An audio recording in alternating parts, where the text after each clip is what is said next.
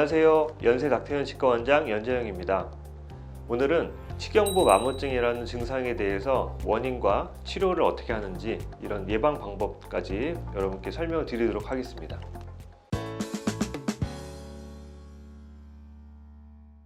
네, 치아가 갑자기 시린 원인은 제일 흔한 것 중에 하나가 충치가 있겠고요. 또 잇몸 질환이 있어서 치아 주변에 잇몸이 좀 염증이 있다고 하면 시린 증상이 나타날 수가 있습니다. 또 다르게 이가 약간 깨지거나 치아에 균열이 있으면 이가 많이 시리실 수가 있고요. 또 이유 없이 몸이 좀 피곤하다든지 또 특정 치아를 너무 과사용하게 되면 일시적으로 이가 시리실 수도 있고, 가장 흔한 원인 중에 하나가 치아 옆부분, 그러니까 치아의 목 부분이라고 해서 치경부라고 하는데요. 치아 머리랑 잇몸이랑 만나는 부위, 치경부가 어떤 원인 때문에 파여서 외부 자극에 예민해지면 굉장히 시린 느낌을 받으실 수가 있습니다.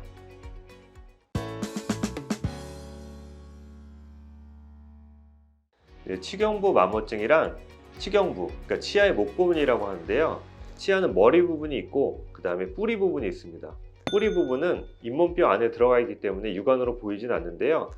치아의 머리 부분은 에나멜이라는 강한 조직으로 둘러싸여 있어서 외부 충격에, 물리적인 충격이나 화학적인 충격에 저항력이 세기 때문에 그렇게 쉽게 마모가 되지 않는데, 그 머리 부분이 딱 끝나는, 잇몸이랑 만나는 그 짤록한 지점이 바로 뿌리가 시작되는 부위가 있는데, 그 부위가 외부 환경에 노출이 되면 부식이 일어나는 경우가 있습니다. 뭐 양치질을 세게 한다든지 아니면 그쪽에 교합력, 씹는 힘이 강하게 가해지면 그 교합력이 강한 범랑질을 타고 그 치경부에 집중이 되기 때문에 치아 구조물이 미세하게 바스러지기 시작하죠. 그런 여러 가지 조건들이 악순환이 되면서 치아 목 부분, 치경부 부위의 치아 구조물이 손상되는데, 이것을 치경부 마모증이라고 부르고 있습니다.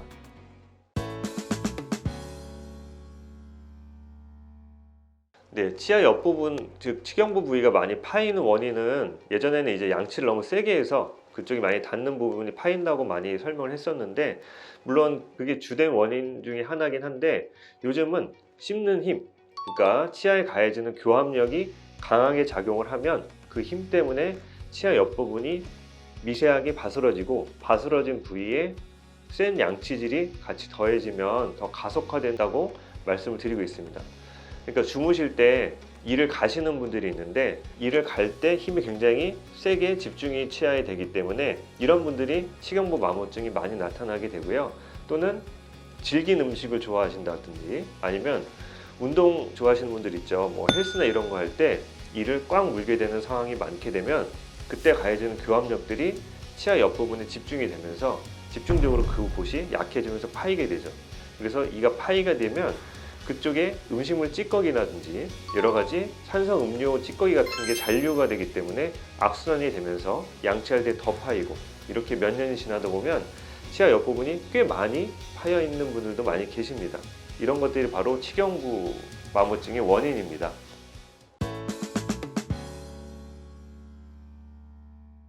네, 치아 옆부분이 마모가 시작이 되면 초기에 좀 시린 증상이 나타나게 되는데, 양치할 때 시리시게 되고요. 또 찬 음료나 뜨거운 음료를 드실 때 그쪽에 온도 자극이 가해지기 때문에 시리시죠.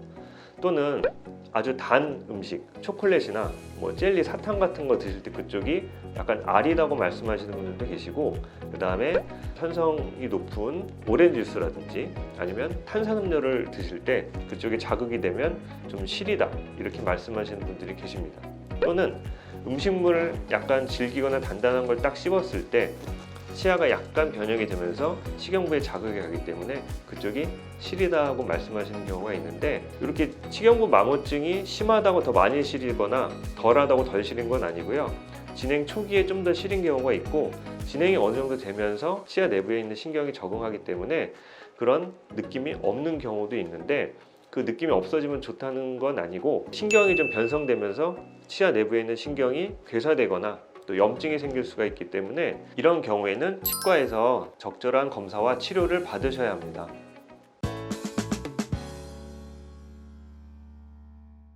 네, 치경부 마모증이 처음에 시작이 돼서 초기에 약간만 파인 경우엔 사실 자각 증상이 거의 없는 경우가 많고요. 가끔 순간적으로 약간 시리거나 찌릿한 느낌이 나실 수가 있는데, 이런 경우에는 치과에서 정기 검진할 때, 예를 들어서 스케일링 할 때 해주시는 분들이 이쪽 치아가 좀 파였습니다 라고 말씀을 해주시는 경우가 있습니다. 그런 경우에는, 증상이 심한 경우에는 이를 떼우거나 그런 것보다는 치아를 보호하는 약재를 발라서 증상을 좀 가라앉히시고, 그쪽이 파일 만한 안 좋은 습관이나 이런 게 있으면 그런 것을 교정을 하시라고 치과에서 말씀을 해드리는 경우가 있죠. 그 단계를 지나서 치경부 마모증이 약간 더 진행이 돼서 수평으로 1mm 정도 이상 파이기 시작하면 그때는 적극적으로 치료를 해주셔야 되는데, 그렇게 치아가 파이면 그쪽이 치질이 약해지면서 교합력이 더 집중이 돼서 더 빨리 파이는 악순환이 더 진행이 되고요. 또 파인 부분에 음식물 찌꺼기 같은 게 잔류가 될 수가 있기 때문에 그쪽을 적절한 재료로 메꿔서 외부의 물리적이나 화학적인 그런 자극이 치아에 직접 가해지지 않도록 보호를 해줘야 치아를 적절하게 보호를 하실 수가 있기 때문에 치경부 마모증이 일정 이상 진행이 되면 꼭 치료를 받으시는 것을 추천드립니다.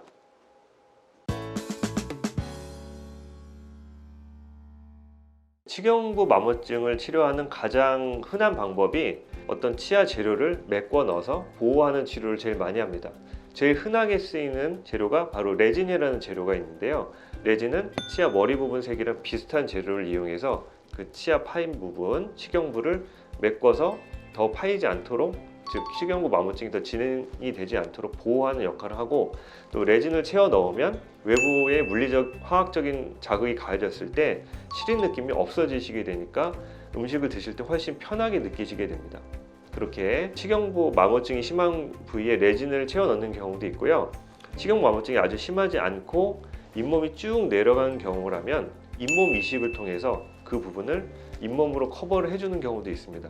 이런 경우에는 치아 자체의 마모가 심하지 않은데 잇몸만 쭉 내려가서 치아 뿌리가 많이 드러나서 그 부분이 보기가 좋지가 않을 때는 입천장이나 이런 곳에서 적절하게 잇몸을 채취를 해서 그 내려간 잇몸 부위에 부착을 해주는 경우도 있는데, 이런 방법은 어느 분이나 다 쓸 수 있는 건 아니고요.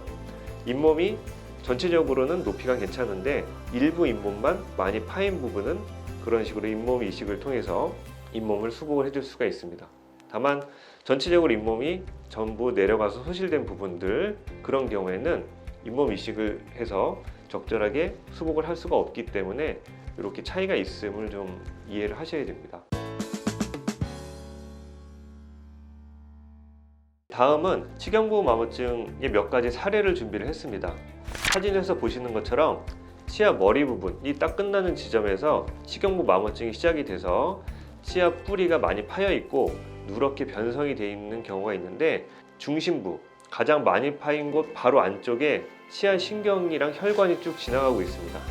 이런 상태에서 치경부 마모증이 더 진행이 되면 치아 신경이 괴사되면서 결국 치통이나 치조골 내에 고름집을 만들 수가 있기 때문에 치경부 마모증이 일정 이상 진행이 되면 신경치료를 해서 씌우는 경우도 있는데, 이렇게 되기 전에 보시는 것처럼 레진을 치경부 부위에 적용을 해서 보호를 해주면 그렇게 신경치료까지 넘어가는 경우를 미연에 방지를 할 수가 있습니다.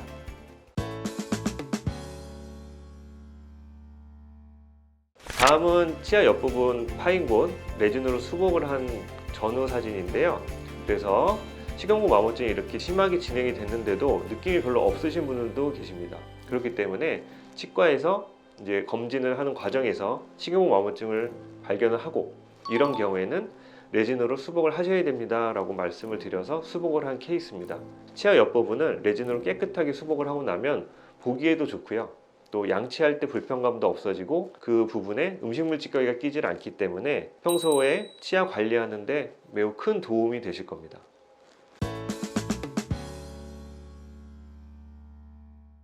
네, 치경부 마모증은 정상적인 저작 활동에 의해서도 나타날 수가 있기 때문에 100% 예방하기는 좀 어려우실 수는 있지만, 그 증상이 심해지는 것을 방지하는 방법 중에 하나가 이갈이 습관이 있다든지 질기고 딱딱한 음식을 좋아하시는 분들은 그런 습관을 교정을 좀 받으셔야 됩니다.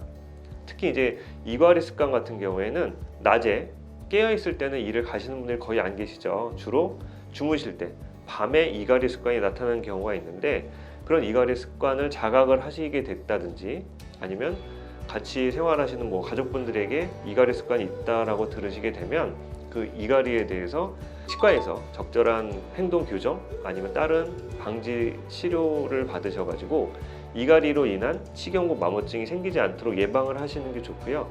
치약 중에 마모제가 많이 들어있는 치약이 있습니다.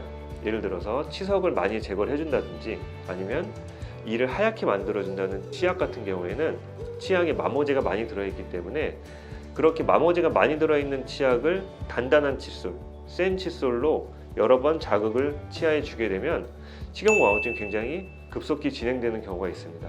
그렇기 때문에 잇몸이 좀 약하시고 치경부 마모증이 좀 심하신 분들은 잇몸에 좋다는 치약, 즉 마모제가 좀 적게 들어있는 치약을 사용하시고요.